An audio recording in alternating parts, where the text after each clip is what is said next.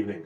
A cancer diagnosis is something many families have to cope with, but the timing of that news can make all the difference.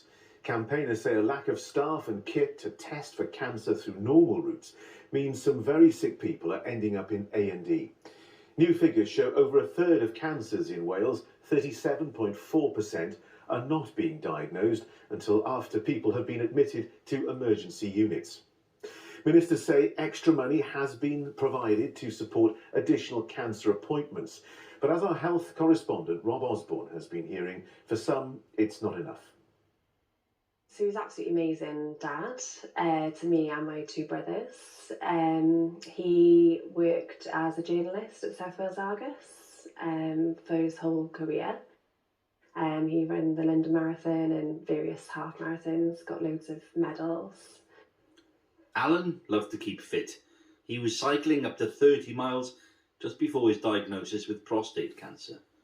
But getting a diagnosis was a bigger challenge. He spoke to a GP 5 times. He was diagnosed with back pain.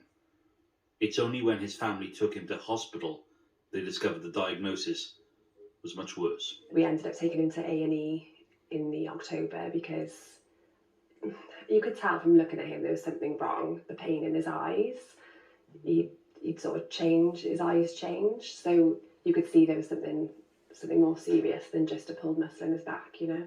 Yeah, he was diagnosed really quickly once we took him to A&E. Within sort of 24 hours, they knew that it was prostate cancer that had spread to his bones. And then he was in hospital for a couple of weeks while they sort of worked out exactly what had happened and what treatment they could give him. Alan died in 2020. He was 74. That was difficult enough for his family to deal with. But now another diagnosis. His daughter has breast cancer. But your experience, completely different.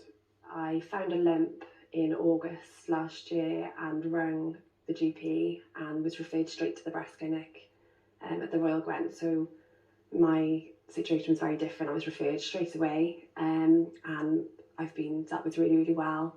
So diagnosed pretty quickly from my original appointment. Over a third of cancers in Wales are diagnosed through emergency routes like A&E. And for some people, that's just too late. Now, the Welsh Government say cancer recovery is a priority and they've given additional money to have more cancer appointments. But some say Wales needs to go further.